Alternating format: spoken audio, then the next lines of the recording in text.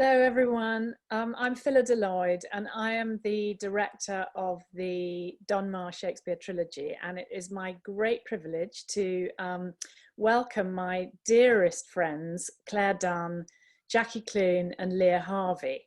As some of you will know, Jackie played Julius Caesar and the Earl of Westmoreland and Stefano in The Tempest, and Clare played Portia in Julius Caesar and Octavius Caesar, and of course Prince Hal in Henry IV. And Leah played the soothsayer in Caesar, and Poins in Henry IV, and Miranda in The Tempest. And we're so thrilled to be with you, and thrilled that St. Anne's has given our screen versions of these productions some more airtime, and we hope that you feel that they resonate with our times. I think that the subjects of them cannot not in a way resonate, but we hope they still feel, for those of you who saw them in the theatre, fresh. And we made them in a great hurry, but hope that they give you something that may be an experience that you couldn't have had in the theatre. So I'm going to, this experience, I think the girls will agree, changed all our lives. It changed our working lives, it changed many of our personal lives over the period we worked together over about 5 years. And so I'm going to kick off by just asking each of the team, was there a before and after the Dunne Shakespeare Trilogy for you? And I'm going to start by asking Jackie.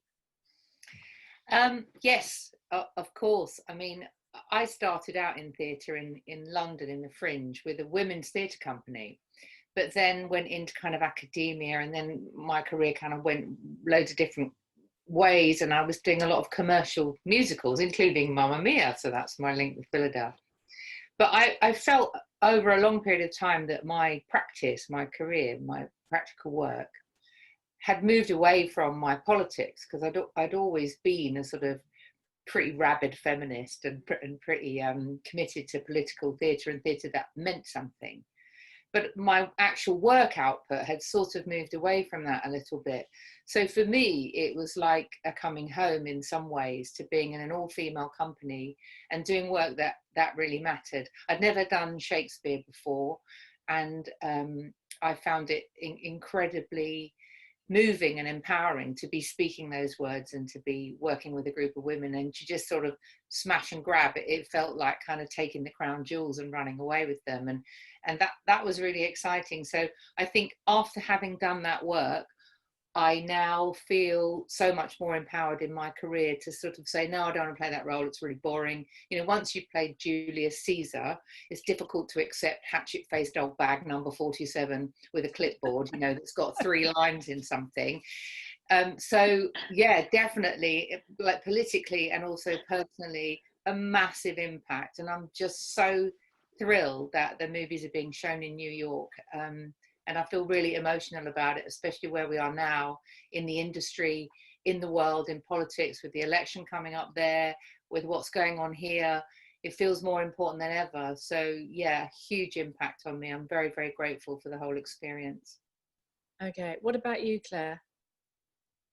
Probably similar to Jackie in some ways. Like before this, I mean, I wasn't working that long. I was only working 5 or 6 years, but I'd done a lot of kind of classical roles where you get pregnant and your life is over, and then you have to exist in these universes created in the early 20th century that literally you orbit the sun that is male, and you learn how to play these roles where the stakes are really high about what that system thinks of you in that world. And but then I also, of course, got to play some contemporary roles that were more to my taste, and at least I got to be a bit more mad and funny and expressive in those roles.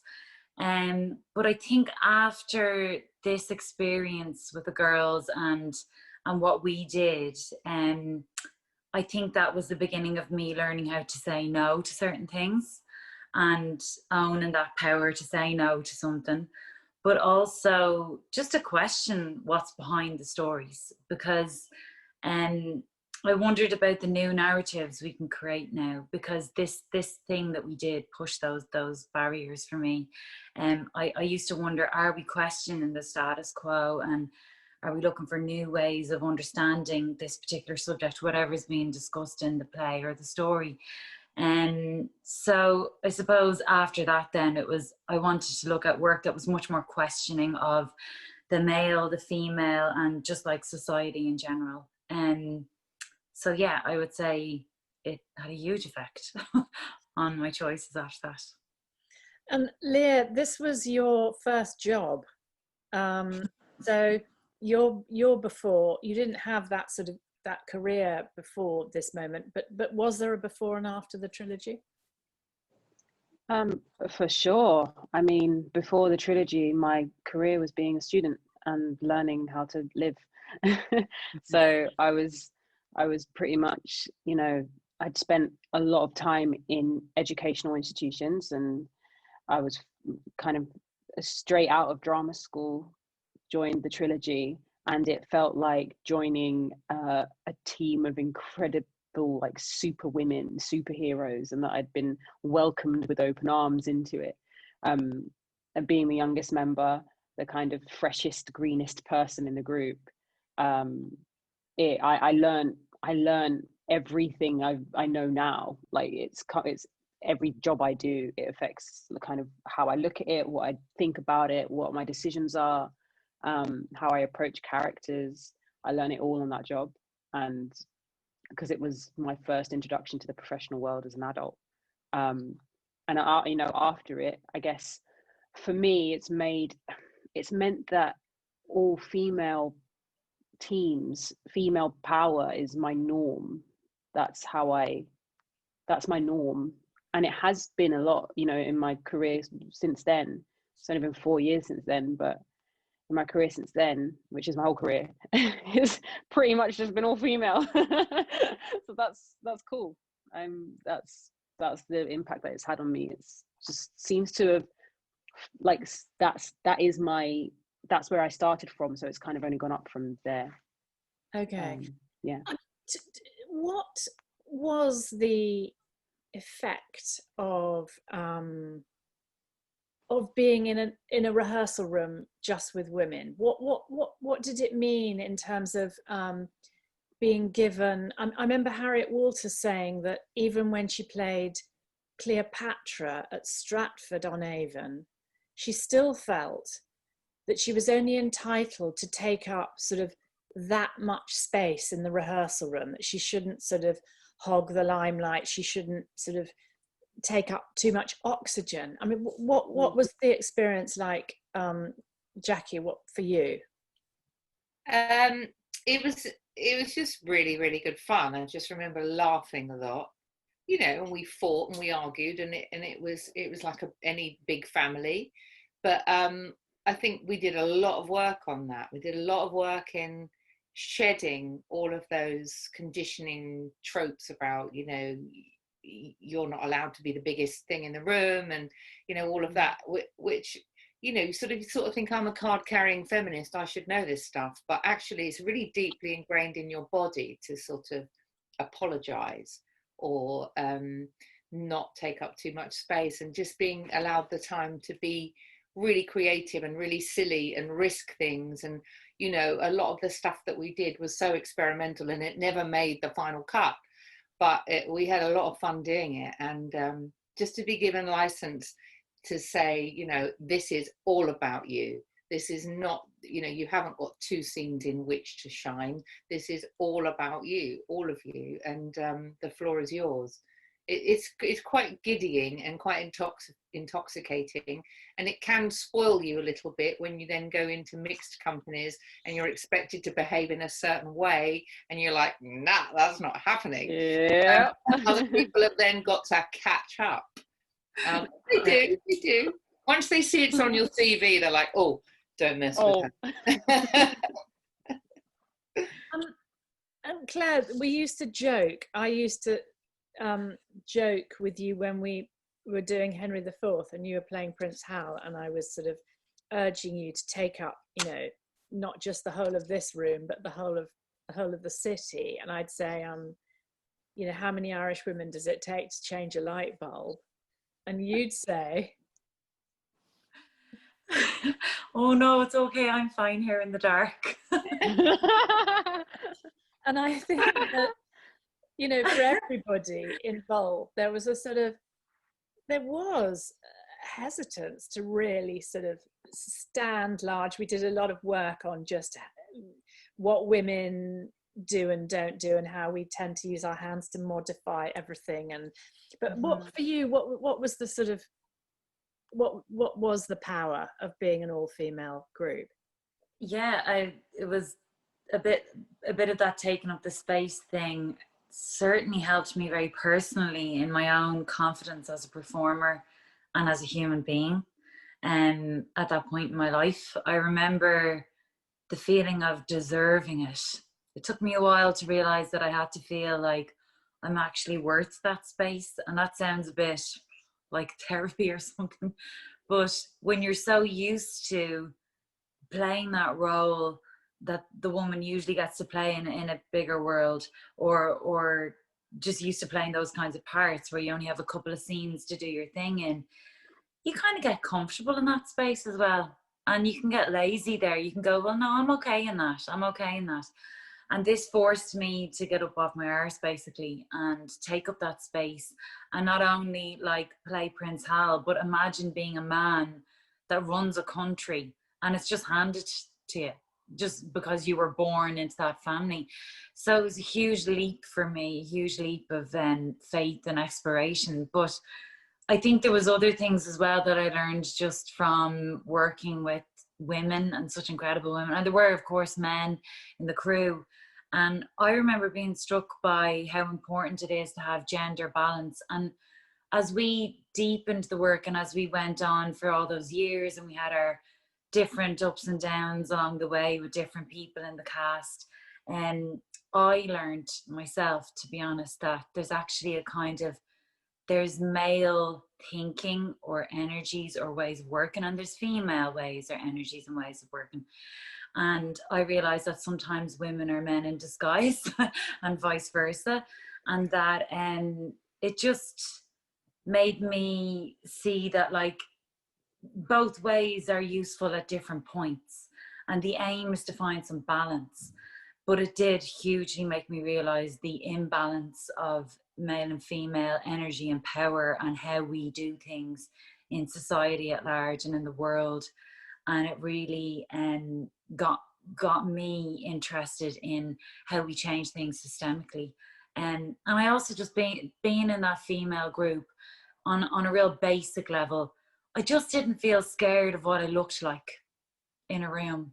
Because I'm straight, Yeah. like I'm straight, so I obviously am interested in the opposite sex in that way. And we're something about not having lads there that I'm either in scenes with or in competition with, or I have to be the lover of this guy in one scene and I have to be that guy's daughter.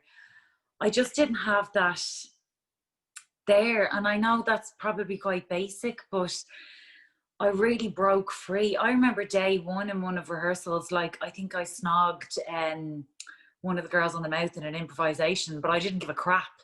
I just felt free. I felt physically free to do whatever I wanted, and that was huge.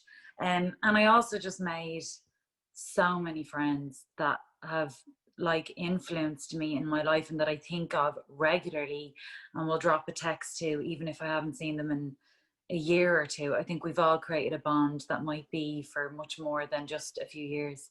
I think it's for life. Yeah. What you girls were nodding, Leah, what did you feel that chimed with you, not having to worry about who you were going to get off with at the first night party? Well, which bloke you were going to get off with. I don't need to worry about that. No, there's just a thing of like not worrying about what you look like. we put so much effort into our appearance. And the thing is, it doesn't mean that we don't care about the people around us if we don't, you know, put a bit of makeup on or a bit of lipstick or wear a nice outfit, but just knowing that you're dressing for yourself and that we were there to do a very specific thing. We were being very physical every day. You know, a lot of us, you know, running around, jumping about. I mean, I definitely was. And it's getting sweaty. I just didn't worry about looking any particular way. I just kind of wore what I wanted, didn't worry about my underarm hair and stuff like that. And that was like the first time I ever didn't worry about that stuff. And it's because I was surrounded by really strong women, really beautiful, incredible, different women of all walks of life. And I could just absorb it all like a sponge. What, Leah, you'd obviously just come out of training at brilliant Guildhall School. Lambda. Oh, sorry, Lambda. That's all right. Had you done a lot of Shakespeare there? To what it could you gauge? I mean, had we been doing, you know, all-female Pinter or something, it would have been a very different experience. What was the impact of speaking these lines that had, you know, for hundreds of years only been spoken by men? What did that feel like? Was it significant that it was Shakespeare? Very much so. Personally, it was, because I've always loved Shakespeare, like since I was in about year 8, and my English teacher read the Richard III to us in all these different voices, and I was like, I love this stuff. And I seemed to be the only one who got it, you know, and I could never really understand why it was that I enjoyed it. And even at drama school, you know, doing Shakespeare, and we did Shakespeare. We did a lot of Shakespeare. You do a lot of Shakespeare at drama school. But I wasn't prepared really for coming into a rehearsal room at the Dunne or somewhere and doing an audition with Phyllida, with you. And I think you said to me something like, really, like, use the words. And it was such a simple thought, but I never really approached it that way before fully. And I think there was another thing as well, the kind of, you should feel like you've had a workout by the end of a speech, you know, just physically, because every ounce of the word you're using. And at the end of that audition, I was exhausted because I'd never done it like that before. And that was my lowest line moving forward, you know. So Jackie, you'd not done Shakespeare before. What did this feel like when you got that stuff, those big Caesar speeches? Oh, just incredible, like incredible. I remember also not just saying them myself, but watching other people. I remember one night in St Anne's when we were performing The Tempest and seeing Sophie Stanton playing, no, it wasn't The Tempest, it was Henry IV, when she was playing Falstaff, and she's strutting up and down in that tavern scene, and the audience is rolling with laughter. And I said to her afterwards, what does that feel like? And she says, it's just incredible. It's incredible to think men get to do this all the time, you know, and this is our little outing with these texts. But that's what the male actors experiences all the time. And I remember once we were up and running with Henry IV, I had an equity meeting. We went to the pub after, and an older actor said to me, what are you giving in Henry IV? And I said, I'm playing the Earl of Westmoreland and Owen Glendower. And he said, oh, those are my parts. And I said, well, they're not now, are they? Because there's this ownership that men have of those roles. And if you're an older actor of a certain type in England, you have the parts that you always play in those plays. Yeah. And so there was this real sense of, wow, not just it's not fair because they're men and they get to do this all the time. Just it's not fair because these are great speeches. These are incredibly powerful things to be saying. So for me, that was the biggest thing. It was like being allowed into the crown jewels, and you know, it felt culturally really important, personally really important as an actor, and politically really important. And Claire, you had done all kinds of classical stuff. Mm-hmm. What was the feeling of having this stuff in your mouth and your body? Yeah, like it was I think what was brilliant about it was we were going in at it anyway from these prisoners' point of view.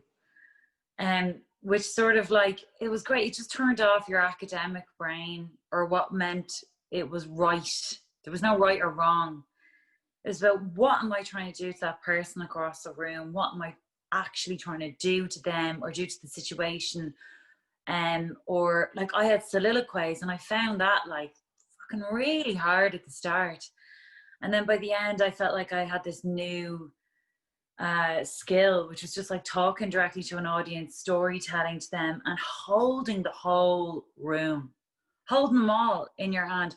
And there was moments in St. Anne's that were just glorious, because we were so, at that point, almost like, not throwaway, but it looked like it was our language. It was ours. And I did certain things where I said something. Do you remember that time I said something and a little 4-year-old girl in the audience went, "Oh no!" And I couldn't help it in the moment. I was like, "I know." I said to her, because I'd just been doing a soliloquy, so she thought I was kind of still talking to her. There was this beautiful freedom with the language and with the space that we had created in that world. And it was so unique and so special. And I was just like Sophie in some moments. I felt like just a couple of moments that Hal gets to be kind of a bit funnier or do a bit of comedy like I did with Leah and everything.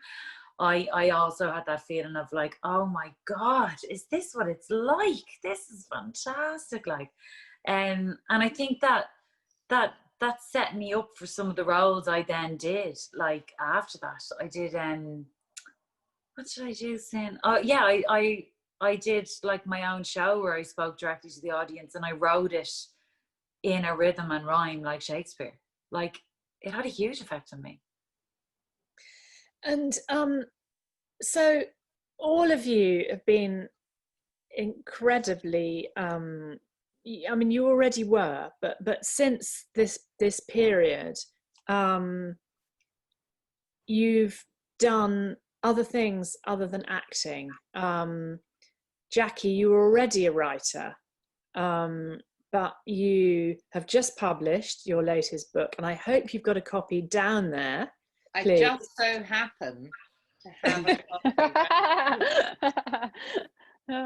copy with the book club recommendation of Woman and Home magazine. Not the most obvious feminist tome, but this is, I must just say to the audience, this is an amazing book. And if the film rights are still available, either I'm going to buy them or somebody is, because this book is going to make the most amazing movie. And it has a whole section set in the United States, in fact, in New York, doesn't it? But so talk to us about that. Yeah, I think I was so empowered by doing the trilogy and feeling like one of the older members of the cast. Those opportunities are few and far between for older women. It's getting a bit better. And the book is kind of, it's fiction, but some of it's based on my own lived experience. It's about a woman who's got 3 teenagers, and she's quite browbeaten by her own life, and she sort of feels like middle age is just like, it's just a short journey to the grave with her slippers on, kind of thing. And she starts writing a secret blog about how her life is really rubbish. But halfway through the book, the blog is discovered and her family basically kicks her out. So she decides to fly to New York because she has this ongoing grief with her dead mother. She's got her mother's ashes, and her mother's dying wish was to be scattered from the top of the Empire State Building. So she takes the ashes to New York and has the most incredible adventure. And the second half of the book is basically a love song to New York City because of my experience of being there to do the Shakespeare plays. And she finds this incredible, sexy female park ranger in Central Park, like you do, and they strike up this huge friendship, and it changes the course of her life. So yeah, so I mean, some of it's inspired from my life, some of it's like just sort of fantasy wish fulfillment for a blueprint for how the later years of your life might look if you're brave. Amazing. Really recommend it to everybody. It is hilarious. Yes, yet to find an American publisher, actually. Oh, okay. Well, we'll have to smuggle some in via St. Anne's. Leah, you are an incredibly creative person in so many areas. You're an amazing visual artist, a wonderful songwriter, and a musician. How did this feed into any of that? I mean, when we did the there's a fly. When we did the Tempest, actually all three of them, I ended up doing kind of a lot, playing music, dancing, singing, all the little things that I'd worked on since I was about 10 ended up being in this show. And so I guess it showed me that it was worth it, you know, learning all of that stuff and doing it all, that, you know, it did help me get to where I'm going, I guess. I don't know. But I don't know, you know what, it's funny, since then I haven't really, in terms of songwriting and stuff like that, I haven't quite taken the step to make what I want of it. You know, I'd love to like make an album and release it, and I'd love to get involved with, you know, writing and stuff like that, but it hasn't quite happened. But what has happened is the more activist political side of me has emerged, and especially recently it's I've been able to hone everything that I learned from doing the trilogy, from other jobs since then, but mainly the trilogy, to hone that like incredible female fierce energy and use it to lead, I guess. It kind of it's been thrust upon me, this kind of people wanting me to help them or lead or encourage change, and I've found myself actually jumping at the opportunity and enjoying it quite a lot, and a lot of the confidence that maybe I'm starting to feel or step into came from witnessing that in other women. I was going to say, you had some really sort of the beginning. You had some great role models. I mean, in some of the, particularly the older women in the company, obviously Jackie, but Harriet, who is as much an activist as she is an actor, and leads in a very discreet and sort of very conscious of empowering, you know, definitely felt, you know, your voice was as important as hers in the rehearsal. I did feel that, yeah, I definitely felt that. Sorry, yeah, I was just agreeing. So Claire, talk about, we've obviously just been on the most remarkable journey together, making a movie which we hope will be coming to a movie theatre somewhere near you, foreseeable future in the States.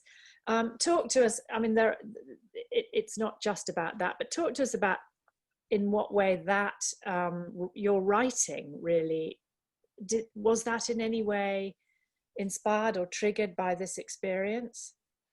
Yeah, hugely. I mean, I had to write a bit in drama school, but hadn't picked up a pen before we started on Julius Caesar, and then it became just my own way of just like getting through life and expressing myself anyway at home. But I think I just think it's where I found my true voice. Like I feel like I don't know, there was something about exploring all these systems that we were doing. Like, we were really pushing the boundaries of loads of things, but we were like working with female prisoners. We were working with women who had been through all sorts and doing sort of very transformative drama workshops with this work we were doing. And then obviously working with all like Harriet, who's written books, and Jackie and everything. And I think, I don't know, I just think it helped me realize there are new stories to tell, and I want to tell them. I don't like it. Almost was like it was just like realizing, yeah, the narratives of the human race that I want to be involved in, where it was suddenly so clear or something. And it was like I just knew I had to be part of that. And then basically as time went on, when we were doing the plays, I just kept wondering how we can be more modern and open and see like new ways of thinking, because basically you, Phyllida, you just pushed us sometimes to places, and I mean just in simple ways. In the rehearsal room, you'd be doing something and you'd think, right, there's 3 ways to do that, but like by the end of the day you've done it 17 different ways, and you've done it standing on your head, speaking Irish, playing the flute, like, as in like you made us look at things through different eyes. Like, it was like an awakening for me personally. And once I saw, I could not see, you know, that was it. The gloves were off, and I knew that it was a calling in me to write stories that were going to matter in the world, and going to push for things. But like, I'm not like, I don't know if I'm an activist or political person. I don't know that. I think I am, but I'm crap at like leading. I'm not like Leah. But I felt I didn't say I was good. but it definitely helped me see the possibility of stories and live theatre, especially, which I know we'll get back to. I bloody know we will. And I just could see this ability of it to heal people and help people see that change is possible. And it gave me great hope, and because it did it for me. Like, the whole journey along, like, personally took me on a huge probably healing thing for myself, and finding my voice. And yeah, sorry, I feel like I'm waffling, but basically even during the last 5 years I ended up accidentally then writing, as I said to you, a kind of spoken word show that I then took up a space for an hour by myself with my own writing, and sung songs. And it was like the same as Leah, like, you dragged all these talents out of me that I hadn't looked at since I was a teenager. And so for me, it really opened up my creative voice in so many ways. And I honestly don't know where I'd be actually if we hadn't done this experience. I haven't a clue what I'd be doing now. I can't imagine my life without it. You can't kind of spin out the trailer of the movie, but you could just tell the audience just a tiny bit about what it is. Yeah, absolutely. Yeah, it's about Sandra, a young mother of 2 children in Dublin, and she is leaving a very abusive relationship with her partner, and she leaves, but there is no refuge. Basically, there's a housing crisis in Dublin. She has nowhere to live. She's put in temporary accommodation. And then through a spark of inspiration from one of her own children, and then her own quiet determination to rebuild her life, she looks into self-building a house for herself for extremely cheap. And she does find a way to do it online, but then it's a matter of braving it out in the world to ask people for help. So it's sort of about a woman wanting to help herself, and then because of that, it attracts the right kind of help in. And therefore she finds a new tribe, new community, and begins again. And honestly, I feel like sometimes when I look at herself, I don't just see the story of people like I know that have been through anything like that. I also see that I was like Sandra in my life, and that I was kind of reformed and transformed and rebuilt again by all of you in the trilogy over those years. And I know that deep down, really as well what it's about for me. So anyway, it's also entertaining, I promise, and there's a good few tunes in it, so come see. It's absolutely beautiful, Claire. It's really beautiful. Cannot wait to see it. It's gorgeous. Thanks, Jackie. Yeah, Cheers. and Clare is amazing in it, and didn't even think she was necessarily going to play the lead in it. So it's very special seeing, you know, her, not just her acting talent but her writing talent all in one, and being part of that. So just we're at a really quite a cliff edge, culturally, historically. You're on the brink of an election. We're in Ireland, you're in a kind of lockdown. We're in England are about to go into, so Leah and Clare are in Ireland. Leah's shooting there and Claire's about to start shooting. Jackie and I are in London, and we're about to go into a second lockdown this weekend. Theatres are mainly closed. And what do you feel, what can we take from our sort of the power that the trilogy gave us, the inspiration it gave us into the future, into this next moment? Jackie, do you want to give us a parting shot to chew on? Well, I think it's interesting what's going to happen next in theatre. I've been doing an awful lot of work with equity over the lockdown about what's going to happen and how we're going to need to rethink, rebuild, restructure things. And one of the things that I'm really adamant about is we cannot go back to what we had before, because largely it was bloated in some areas and starved in others. And actually what the trilogy did really well was provide voices to people that had never had voices before, both the prisoners who with the women that we workshop with and we learned so much from, and the women, the actors in the cast. And what I'm really scared about is that in an effort to try and claw back some box office or claw back some, you know, getting bums on seats in a socially distanced audience at 40% capacity, producers and managers are going to go very conservative with a small c, and cast loads of white old men in white old men plays. And I've seen it start to happen already. And I'm just adamant that we just can't have that. We have to carry on telling, as Claire was saying, the stories that need telling, the new stories, the stories that are diverse by Black people, older people, disabled people. I'm just really passionate about that the new theatre, when we come back, I'll miss it so much, and this has been very emotional just talking about all of this tonight. It has to be inclusive, and it has to be properly funded. We have to acknowledge the power of the arts in our society, for our children, for our souls, for everything, and that has to be built on a new model, and it has to be properly valued, because it's so important. Leah, what about you?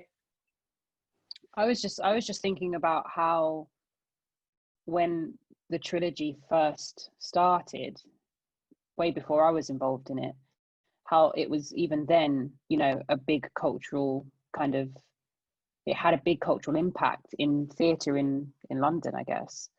And I don't know, for some reason I was just thinking about it when you were talking, Jackie.